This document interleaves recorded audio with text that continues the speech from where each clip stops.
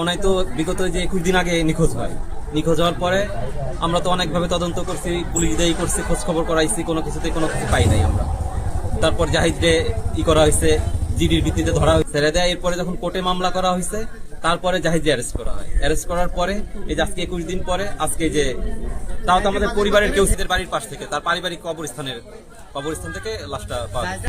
ওনাকে ফোন দিয়েছিল জাহিদ ফোন দিয়ে ওনাকে নেয় রাত্রে। কবে? 8 তারিখ, 8ই নভেম্বর দিনগত রাত্রে ওনারে ফোন দিয়ে বাসা থেকে বের করে আড়ালে দাঁড়াই রয়েছি, দেখি কি পাই। তারপরে আমি আমার দেওয়ারে ফোন দিছি যে বাড়ি আয়, দারোগা মনে হয় পাইছে। আমাকে ফোন না দিলেও আমরা তো পিছে পিছে আইছি গেছি। আল্লাহ আমাকে নিয়ে গেছে পিছে পিছে। তারপরে দারোগা যাইয়ে ওসিডি ফোন টোন দিয়ে সবাই ফোন টোন দিয়ে সেই দারোগার লাশ ওই যে আনছে, ওসি আর দারোগা মিলে ওই লাশ সব নিয়ে আইছে। এখন আমি চাই এই জাহিদের আর এই সোহেল টিটু আর যারা যারা মারছে তাকে ফাঁসি খোঁজাখুঁজি করে পরে উদ্ধার করছে। পরে যে আমরা সবাই যে দেখি যে নিয়ে আসি। এখন আমরা ডাইরেক্ট ফাঁসি চাই, জাহিদের পুরো ফাঁসি চাই। আসামির দেওয়া তথ্য সহ টেকনোলজির মাধ্যমে পারিপার্শ্বিক অবস্থার প্রেক্ষিতে আমরা বুঝতে পেরে আমরা আজকে দক্ষিণ খাগাইল থেকে ডেড বডি উদ্ধার করি। লাশটা পাওয়া গেছে খাগাইল একটা গুরুস্থান আছে, এলাকাবাসীর গুরুস্থান। ওই গুরুস্থানের ঠিক দক্ষিণ পাশে ওটা গর্ত করে পুঁতে রাখে।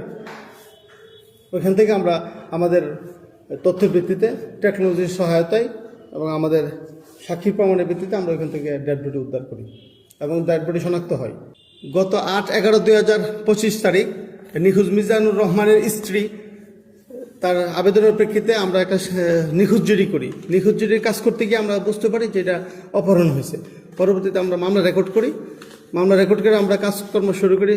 পারিপার্শ্বিক অবস্থা, সাক্ষী প্রমাণ এবং আমাদের যে টেকনোলজি আছে ওইটার ভিত্তিতে আমরা শনাক্ত হই, যে আমরা বুঝতে পারি যে আসামিকে মানে ভিকটিম মিজানুর রহমানকে মেরে ফেলছে এবং তাকে হয়তো কোথাও মানে পুঁতে রাখছে বা হাইড করে রাখছে।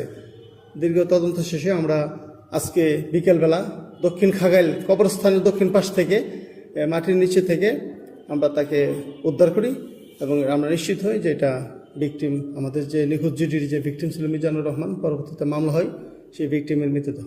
এই ঘটনার সাথে জড়িত 1 নম্বর আসামি জাহিদকে আমরা গ্রেপ্তার করি। তাকে একবার আমরা রিমান্ডে এনেছি। এখন আমাদের